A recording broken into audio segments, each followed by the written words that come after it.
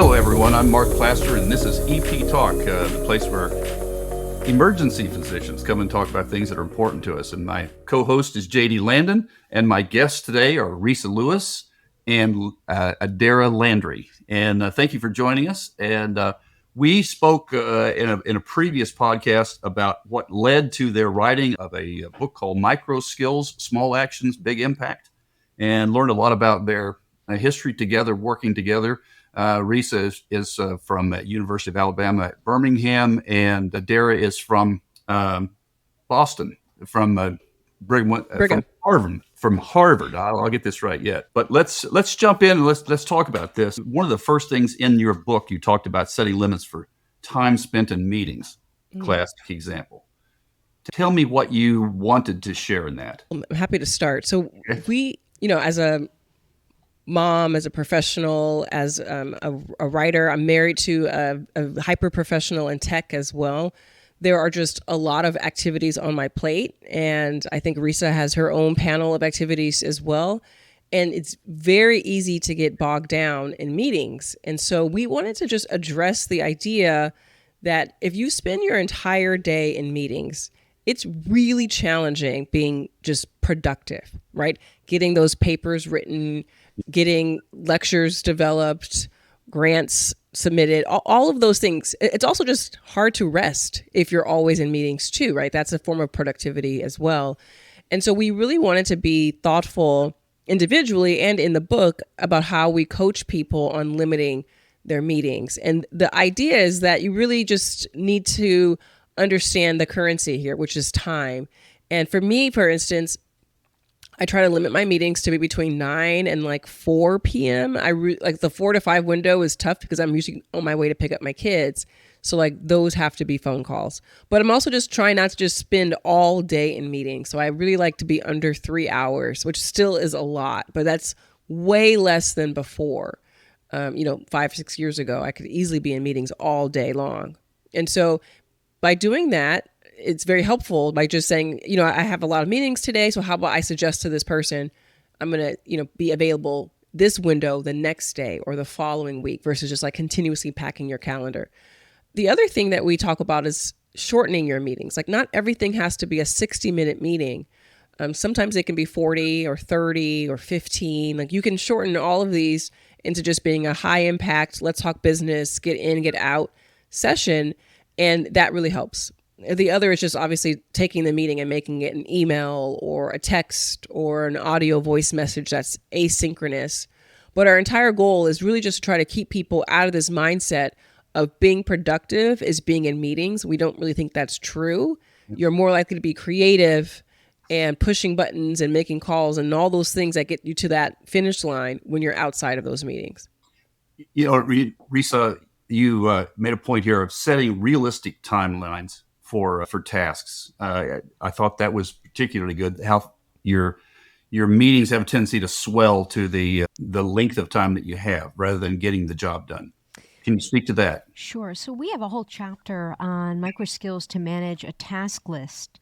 And in that chapter, we talk a lot about organization and task list. And we recognize that everybody has different skills, and ordering and reorganizing may be obvious to some people and not others. So we actually walk the reader through how to organize a task list, how to reorganize it, and to think about it in terms of, is there an established timeline by your supervisor? Is there time sensitivity and urgency? Is there something you'd prefer to do? Because all of us have tasks we prefer to do versus others. But there's all different ways to think about how to organize your task list, and how you might start with ordering it one way, but you should be open and flexible to reorder it. And just going back to the time limit and being mindful of meetings, we recognize that everybody in every industry can't just cancel meetings or can't just block off meetings. But as Adaira said, you can shorten them, or you can see if there's an alternative, or rather than sitting virtually on Zoom, do a walking meeting. When I was first learning about writing, there was this prescient paper, I wanted to use that word right there, prescient paper, about writing and how to actually schedule writing. And it was called Tuesdays Are for Writing. And that if you schedule things like exercise or nap or writing, whatever it is, you can actually put everything on your calendar such that it's not cancelable, it's not changeable, and you start sticking to doing the things that you want to do, but also the things that you need to do to have that concept of productive, deliberate rest so that you are productive and have your deliberate practice. I love that. And I think we all probably need that to like the nth degree when we're trying to pack in so much to our busy schedules. Tell me about you have a section here, deliver kind, actionable feedback. I've been thinking so much about feedback because I think that in general in medicine, we're probably pretty terrible at it. I know that I could count on one hand the number of times in my career I feel like somebody has given me quality, honest feedback. I'm curious, what do you guys dive into in that chapter? Overlapping often are difficult conversations and feedback. And in the book, we talk about, number one, delivering feedback, but also receiving and asking for feedback. And there are books, business self-help books, specifically on this topic only. And we've brought in some highlights from some of our fave authors. And I tell a story. I had been in a faculty meeting and everybody was speaking about this resident, how she was really disorganized, didn't complete tasks, didn't complete and disposition patients, but would pick up more and more patients. And it was just sort of needed help in sort of organizing, I guess, their task list. So no one had ever given feedback to this resident. And a few days later, there I was on shift with her. And I decided I was going to give feedback. And I started the shift. We were sitting at the workstation about to start. And I said, okay, the word for today is focus. And she just looked at me. She said, what? What do you mean? I said, I want you to focus. Like when it comes to your patient care, I want you to make sure you finish all your tasks. We'll run the list. We'll run the items that need to be completed to disposition patients, but try to finish up your patients before you start picking up more. And she just looked at me, and I realized in that moment, I describe it in the book as it was an epic fail. I didn't do any of the things that I would wish I had done, that I would love to do, that we should do. Number one, creating psychological safety and a space both mentally and literally to provide that feedback, making sure that the person is open to the conversation and is in a good place mentally to have that conversation. Also, we talk about when learning how to give feedback, this goes back to what Adaira mentioned, our personal board of directors, role-playing, practicing that feedback conversation. Now, in the flip, we talk about asking for feedback. And I really love this because, first of all, you also have to be careful with framing that, because what we find actually on shift, a medical student or a trainee will be like, do you have any feedback for me? And it's like, they've been told they're supposed to get feedback. And so Adaira actually has a really good story of working with a resident who really was intentional and very clear and made it easy for her to deliver feedback. I'm going to pass the baton to her, but I just want to share one thing is when I would give talks and people would be like, great talk. And you felt like people were just doing niceties. And I was like, do they really think that? One of my friends gave me this, what's one thing concept. When someone says, oh, that was a really great talk, you can follow up and say, oh, thank you so much. Is there one thing that really resonated with you? Or what one thing really worked? Or what one thing do you think I should make sure I do next time I give a talk? And I found that really has allowed me to get really clear feedback on my talk.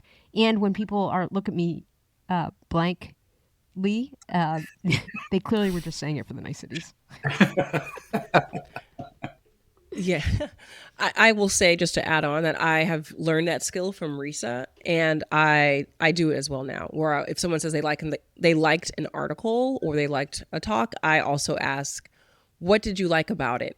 And that really helps get the feedback that you can now know to incorporate again in another setting. Yep. I had he was a resident at the time. I had a resident at the time who would come onto every shift with like a flashcard that had questions and skills that he was interested in learning and being evaluated for. And so he would come in every shift and say, Dr. Landry, do you mind watching me interview patients today and giving me feedback on how I interview patients? Do you mind watching me? I have a medical student who's rotating with us. Do you mind watching me listen to their presentation and give feedback to them? Just like very specific task oriented questions that I have never, even to this day, I have never seen another resident ask that type of detailed question about what they want to improve upon, and doing it at the top of the shift. It's a lot harder at the end of the shift when they just say, how was that resuscitation? And I'm just thinking like, oh yeah, what was the part of it that I liked and didn't like again? Versus if they had told me before, if a trauma comes in, can you let me know how I control the room? I mean, can you give me feedback later, on how I control the room or how I assigned tasks to people, like all of those sorts of things. And I would be clearly watching out for. And so I think that was really helpful for me to see from a resident. And we talk a lot about building your personal board of directors, and it's really fun seeing someone who used to be your mentee now is in some way, shape, or form a mentor to you, because I've learned a lot from that resident who is now a faculty member about just getting better. And that really starts with getting good feedback that is specific, and they have this sort of leadway in regards to when they're going to be observing you. You have one skill that it says pause before accepting an opportunity. Oof. And I I read that and it said have some go-to phrases that you feel comfortable employing when you're unexpectedly asked, say, and I thought, this is brilliant. This is brilliant.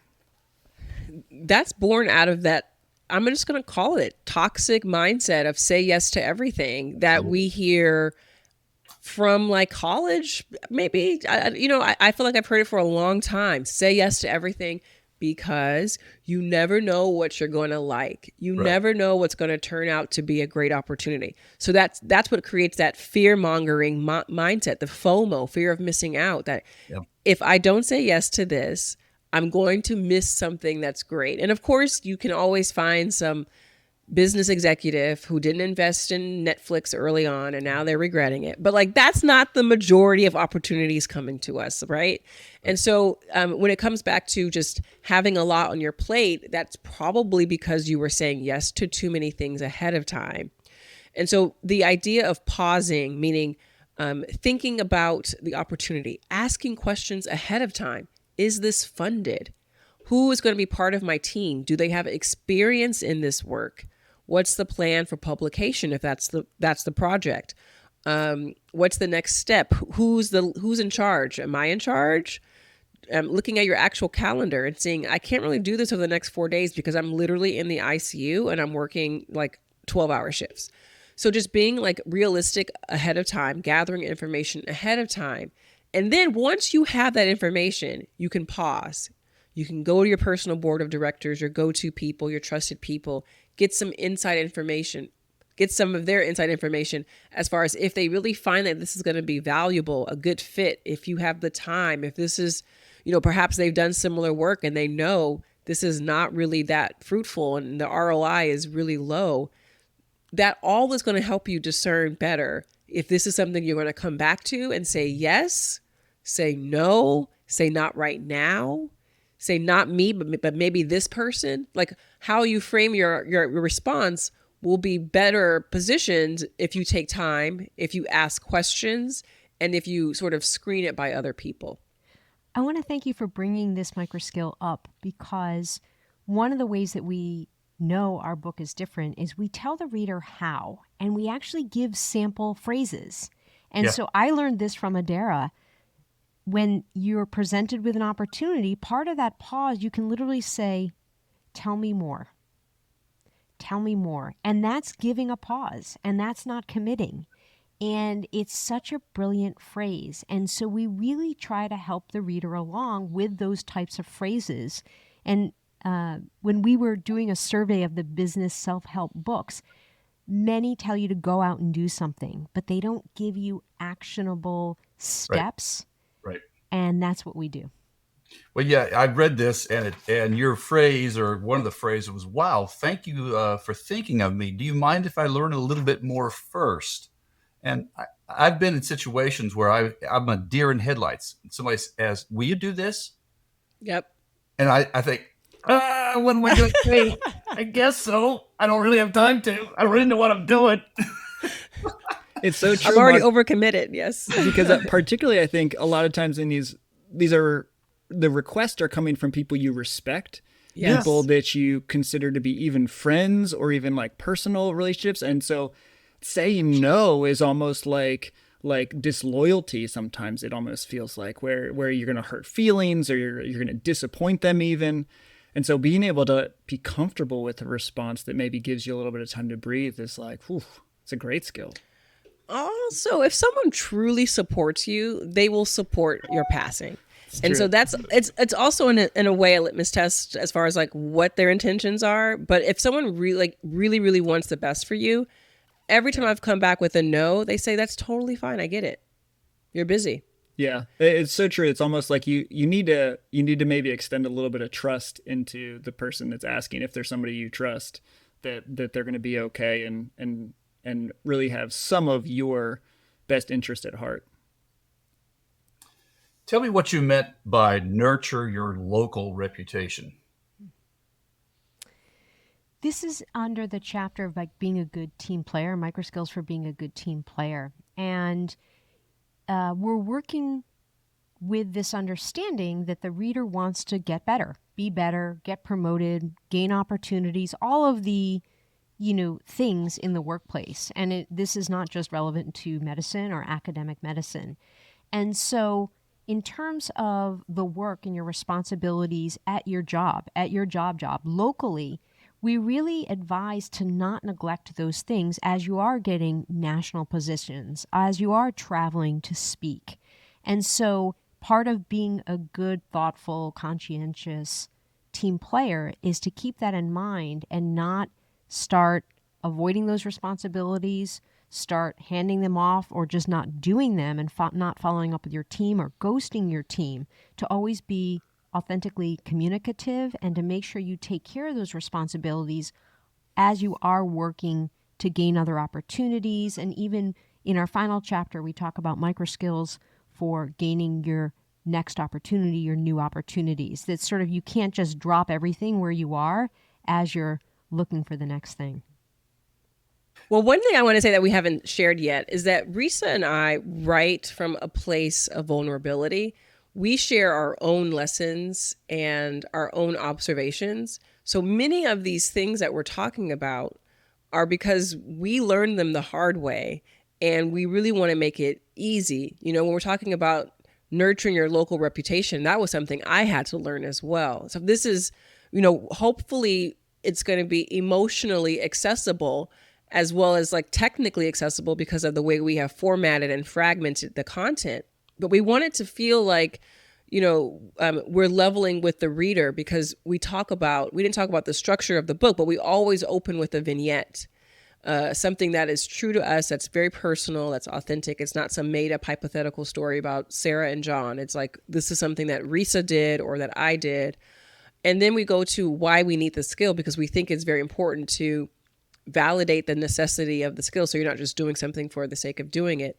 And I think the most unique aspect of it is that we include why we think these skills are hard for other people. Limited bandwidth, fear of retaliation, right, for speaking up against something, like fear of saying no. So like just normalizing that we get it. It's hard to adopt this micro skill. And then finally we get into those small critical actions. And that's the framework of what we think of as a micro skill. It's really just understanding that there's an approach here that even if we don't cover it in the book, you can sort of use that same approach for another micro skill. We can't cover every single thing in this book, but another micro skill that we didn't address that you want to sort of resolve on your own. That's great. And thank you all so much for joining us today. And I can't wait to dig into this book.